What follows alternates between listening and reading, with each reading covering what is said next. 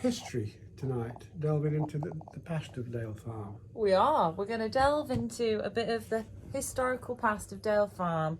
We're feeling a bit nostalgic on these cold, dark winter nights.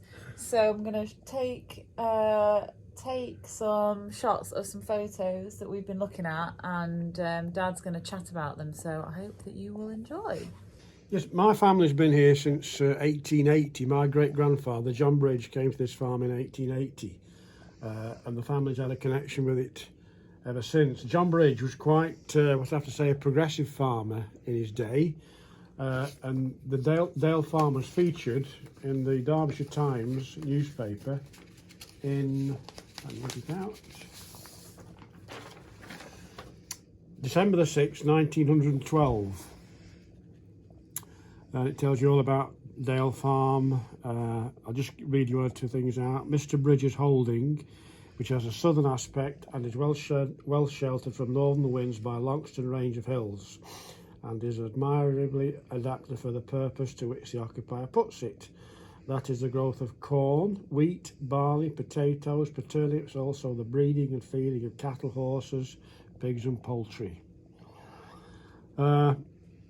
It also says in here, oh yeah, the digging of a 5-acre field of potatoes was done by machinery.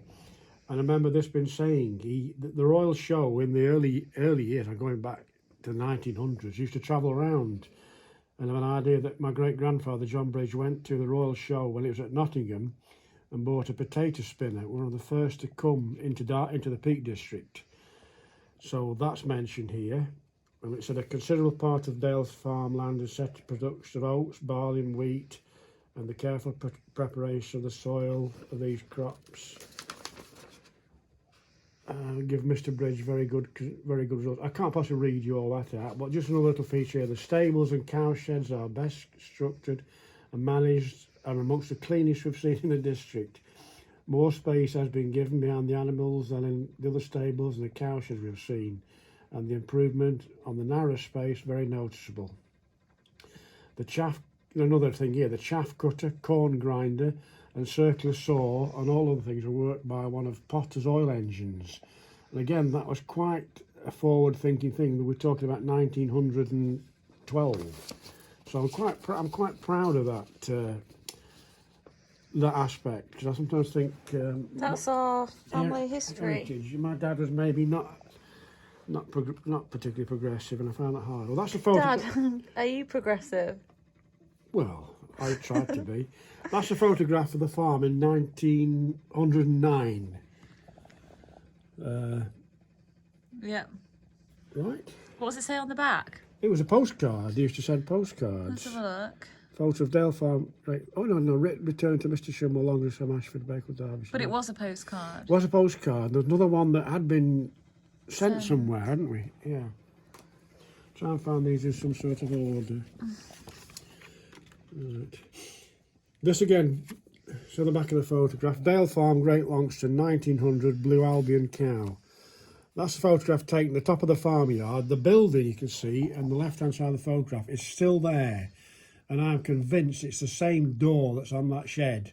And there's a little hole in there, what that is, but you can see that's now been filled in with a brick. And behind it is a stack of hay, big stack of hay, and that's where the yard in those days finished. What's that? It's a goat. There's a photograph showing a goat, chickens and a Blue Albion cow. Does Blue Albion still exist? Yeah, they do. I've just been checking on Facebook. Blue Albion is a native breed of Derbyshire, like a dual-purpose cow, but they're now very much on the rare breed survival trust. And apparently 1 or 2 people have been commenting on this photograph on Facebook. There are 1 or 2 herds still around, so that I'm really pleased about that. Should we try and get hold of a Blue Albion then? Yeah. You know me, I'm a rare breeds. Right, a bit more up to date. This is a photograph that says Jim Schimmel, that's my dad, Morris Turner, who worked for Dad for many years, and John Schimmel, age 4, in the backyard where Joe's gym now stands with a load of pigs. Nice pigs. Do you want my thumb on your isn't it?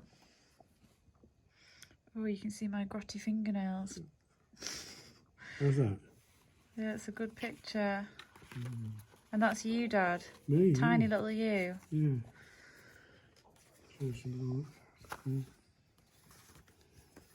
What's next? I'm trying to get them in some sort of order.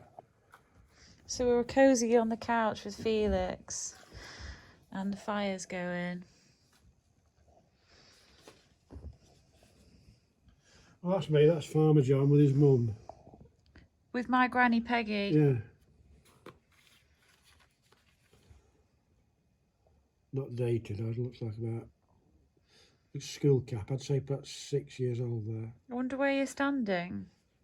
Over in that wall. The caravan field. Yeah. I thought I recognised the wall. Yeah. That's again my dad and Morris bringing a load of wheat sheaf down from the field in the Moor Road. Outside the farmhouse. Yeah, outside the farmhouse. And that's them cutting it up in the field. Your phone's going down. You're a popular man today. That's the photograph. I think that must be where the Land Rover newish, about 1955 or 6.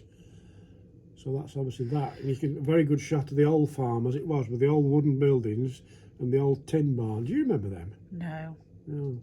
And that barn over there, what I call the stable block, their new build. Yes. That not been built long. No, that was built in 1951 when Dad came here. So that was quite a new shed there. It would be like 4 or 5 year old. Again, that's feeding cattle in the winter time with the Land Rover. So who was the Land Rover enthusiast? Well, that's all we had. We didn't have a car. We just had the Land Rover. Yeah, because you've never had a Land Rover, have you? No, be careful what I say, haven't I? But I think Land Rovers, to me, they didn't really improve a lot on their comfort and everything for quite a long time. We had real problems around here with them getting stolen, didn't we? So that's, again, Morris, who used to work for my dad, with looks like a bullock. He's standing on the lane in my favourite. He's standing just above where the septic tank is. Yeah. It's in the Dale field. And the wall looks to be... Oh, wait, no, he's on the lane. He's on the lane, so yeah. He's on the lane up behind, behind the yard. And when was that? What year, roughly? Or we don't know. No, that's Dad and me, same photograph. That's my granddad. Yeah. I remember him like that, wearing that same sort of thing. I remember that he used to come and pick me up from school, and he used to grab hold of my arm so tight to walk me down the school hill to the car that my arm, I'd be like, Grandad, you're holding me so tight. And do you think he was just trying to keep me safe? That's me, 1967, with a little Frisian bullock we had. So there was no dairy there at the time. Is that a hay barn? That's the old tin hay barn before the new barn. And no big hay barn? No. A little bullock? Yeah. Why is it on a halter? It must be a quiet one.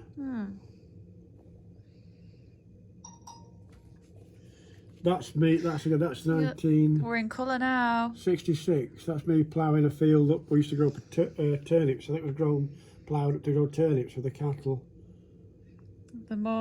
It's nice how it all looks the same, but not the same. Yeah. Like, however many years have gone by, and it's still the same. And what tractor is that, Dad? That's a Massey Ferguson that I borrowed off Uncle Will. So it's not yours. And that's is this the last one on this instalment? It's David Brown tractor we had. I think just showing up. We had a cab fitted on it. It was quite a luxury for me. I had a cab fitted on. Hey, and that thing in the background, just point to that thing because I can't do it. We've still got that little trailer thing, haven't we? Yes, it's up in the top shed. That trolley thing. Yeah. What was it for? Just carting bags of corn around on. And, Yeah, I remember we used to do a terrific number of small bales, didn't we? Right to the front of the hay barn. Yeah. I remember that. 6,000 or more.